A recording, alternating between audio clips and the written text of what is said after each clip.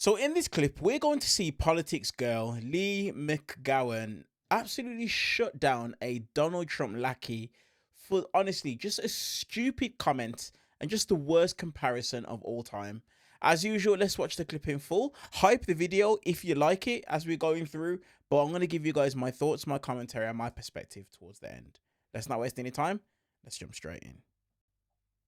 Tonight, what exactly is the timeline for when this war with Iran will be over?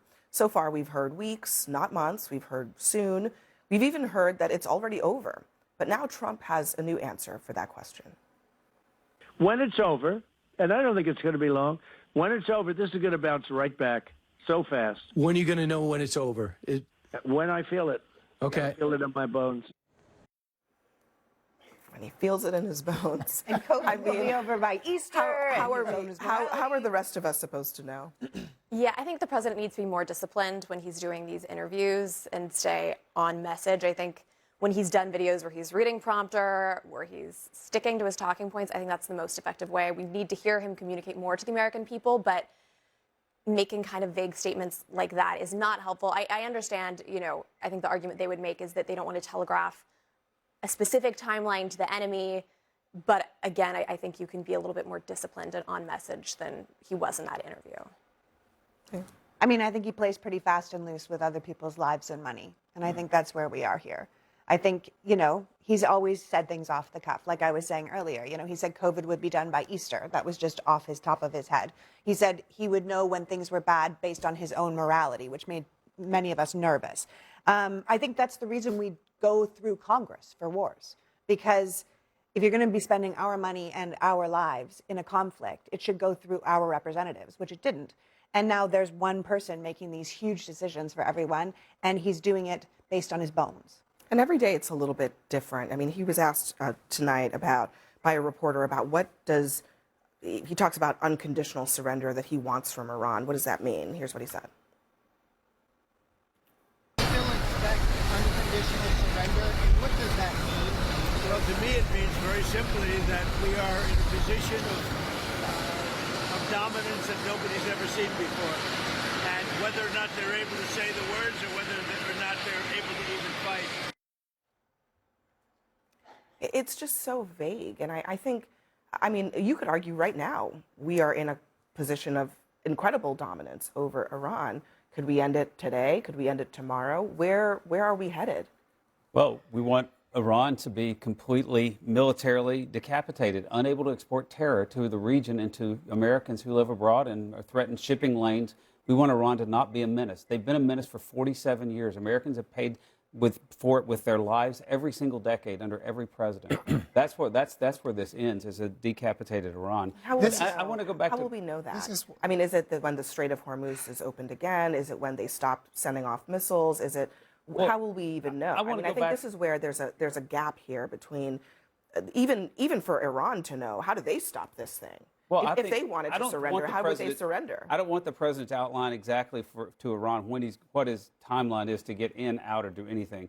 But I will say I don't think he should be answering questions every single day and multiple times a day. I mean, Joe Biden was nearly dead, and that's why we didn't see him for weeks at a time answer questions. Here we go again. And so I think President Trump should be a little more restrained in how often he speaks to the press about these things, and then do so deliberately and not on the tarmac of an airport. But he's not. You all can talk about how you want him to be more disciplined and restrained, but he's never been that way. He never will be.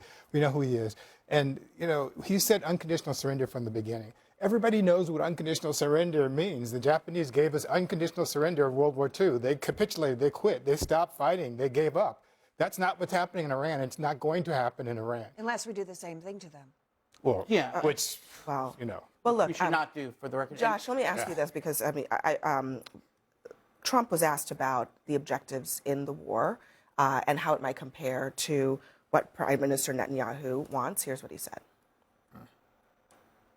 Regularly, are you speaking with Prime Minister Netanyahu, and are your objectives the same in terms of ending the war? Well, I think they might be a little different, I guess. They're a different country than we are. But he will tell you there's never been a power like the power of the United States. There you go. There you go. How does that work? I mean, are we running two parallel I disagree with both of you. I think Trump should keep talking because you find out all sorts of interesting stuff all the time. And because the whole world is hanging on his every whim, I want to know what he's thinking. And what he did was acknowledge something that a lot of people have been reporting for a long time, which is that the U.S. and Israeli war objectives are diverging. And the longer this goes on, the more it seems that Trump wants to wrap it up and Bibi wants to keep going, okay? And that the Israelis have certain objectives in terms of what they want to see in a future Iran. And Trump doesn't care about those things necessarily. He cares about more narrow objectives of military, maybe nuclear objectives, but not total regime change. That's a pretty big difference. That's not to say the two countries don't overlap or they don't fight well together or they're not great militaries who are great at shooting. Isn't their objective both the same? But Trump said it. So no Hamas, are you going to deny that U.S. and Israel have diverging views? Do you agree with Trump? I think their two objectives are to eliminate Iran as the source of terror and mayhem in the Middle East. That's their objective. How? So it's like if Trump says stop, it's over, we won, and the Israelis are like, no, we're not safe. The Israelis are going to keep going, and then the Iranians are going to keep going, and then what's going to happen? Then Trump's going to keep going. Who pays for that? The American taxpayer and the American Iranian people. But mostly the Iranian people on the ground who are getting killed, to be honest. They pay the civilians. But if you are an American right now and Israel decides to keep fighting after America says stop, we are the ones that will pay for it. Yes, our inflation will go up and their children will die. How about the 46 Americans killed on 10/7 by Iranian funds? Did they pay for it? I mean, the 46 Americans killed in Israel on 10/7, did they pay for it? They paid for it. They paid for Iran. There are 46 Americans there. There were 8 taken into captivity. They paid for the American politicians' tolerance of Iran. Can I ask you, this is the second time you've talked about Americans dying. You just said 68 Americans. 46 Americans died. 46 Americans. But here's the thing. We're spending, what is it now, $3 billion a day? Are you putting a price on those 46 lives? No. Here's what I'm going to say, so let me finish what I'm going to say, because obviously I'm not putting a price on those Americans' heads. What I'm saying is, you're saying 46 Americans died, so we should attack this country because they're a terror organization and we need to come and get them. I could tell you here at home, 68,000 Americans die a year because they don't have health insurance. So if we're going to spend billions of dollars on something, would it not make more sense to save American lives to spend it here on health care than bombing another country overseas? It's the job of the United States government. But what I'm saying is, if you're going to start saying American lives are specific, 47 people died, and this is worth going to war for, I would say 68,000 people die a year here. And that would be worth investing in. By the way, you're looking at the vast majority goes to entitlements, Medicare, the vast majority Medicaid. goes to the military budget. Once you have a policy of eliminating all of our enemies, you're calling for war on North Korea, China, Russia. Okay. And that is I think the difference with Iran is that it's the largest Let's back away from we have to eliminate all of our enemies. No, we have to manage the threats with the resources that we have. We've spent 47 years attempting to manage Iran with rhetoric. One thing, Donald Trump said no more wars, no forever wars. He also said Iran can never have a nuclear weapon. And you two are both saying, now let's go to war, and we're all in. So which is it? I'm a hawk. I was a hawk then, I'm a hawk now. But Donald Trump is not consistent, and you guys aren't helping out. Brad has probably been, way more consistent. More consistent than Trump. That's for sure. Yeah, it's not coming up next, retribution. Honestly, these maggots are the absolute worst. They're the worst. Did you guys see what he tried to do there? That was a trap question. And I've noticed the more I watch this show, these guys do this a lot. Maggots do that a lot. They're always trying to set traps for people.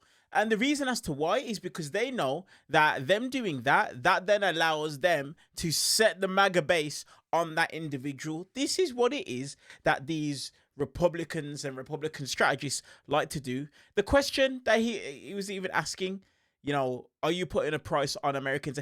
This is what's interesting to me. Republicans always care about the loss of life when it comes to other countries inflicting that loss of life.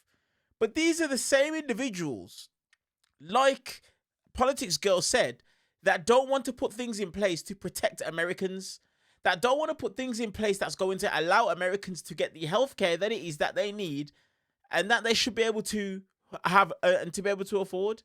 This is what it is that they like to do. But he had the audacity to talk about, do you want to put a price on their head? Well, focus on the Americans that are in the United States of America and put them in a position so that they can live, they can be alive. You see, all the money that it is that's being spent on this war, which is estimated up to $1 billion per day, if that money was then taken and put it into a system that was that would help Americans from a healthcare standpoint, imagine the change. Imagine how many Americans wouldn't die.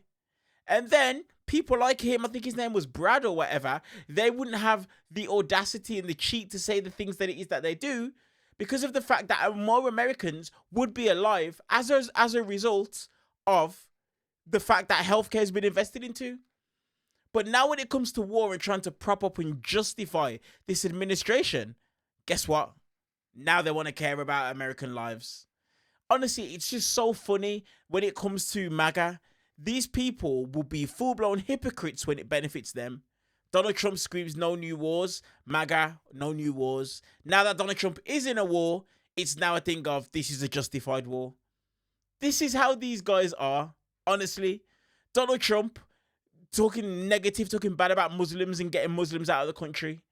But now, to try and justify the war in Iran, he's telling the Iranian people, I am here to save you. We can't allow the regime to slaughter the Muslims, the Iranians. Honestly, these guys will say anything to try and justify their BS, but we see through it. We see through it. Let me know your guys' thoughts on this clip in the comment section below. Do me a favor, hype up the video, give it a thumbs up, and hit subscribe if you're interested in a Brit's point of view on everything to do with American politics. I appreciate you guys, and I will see you guys in the next clip.